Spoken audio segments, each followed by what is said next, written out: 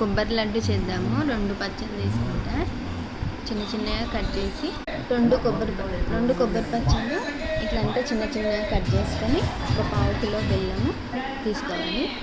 ఇది మంచిగా చిన్న చిన్నగా కట్ చేసుకొని ఈ కొబ్బరి మిక్సీలో వేసుకొని కొద్దిసేపు ఇట్లా పచ్చడి ఉండేటట్టు గ్రైండ్ చేసుకోవాలి. ఇలా చేసుకోవాలి, కొంచెం సేపే వేసుకోవాలి గ్రైండ్ మిక్సీలో. ఒక బౌల్ పెట్టేసుకొని కొంచెం నెయ్యి వేసుకొని కొంచెం సేపు కొద్దిగా సేపు చేసుకోవాలి. ఇట్లా కొంచెం కలర్ వచ్చేదాకా. ఈ కలర్ వచ్చినాక తీసేసుకోవాలి. ఒక చిన్న గ్లాసు వాటర్ పోసేసి ఈ బెల్లంలో మంచిగా పాకు వచ్చేదాకా కొబ్బరి పొడి వేసేసుకొని ఇట్లా కలిపేసుకోవాలి. కొంచెం దగ్గరకు వచ్చేదాకా చేసేసుకోవాలి దీన్ని. ఇది అయిపోయింది. ఒక ప్లేట్ చేసుకొని తినండి, చాలా బలంగా ఉంటుంది.